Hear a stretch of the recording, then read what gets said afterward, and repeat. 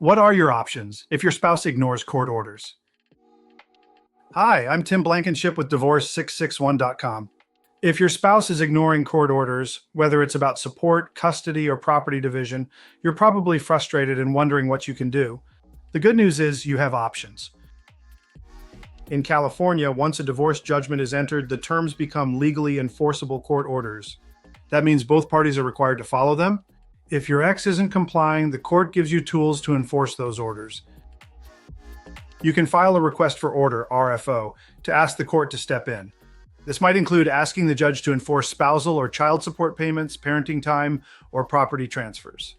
If your ex is willfully violating the order, the court can impose penalties, like fines, wage garnishment, or even contempt charges. We worked with a client whose ex refused to pay court-ordered child support for over 6 months. We helped her file an enforcement motion, and the court ordered wage garnishment and added interest to the unpaid amount. Another client had a judgment requiring their ex to refinance a home and remove them from the mortgage.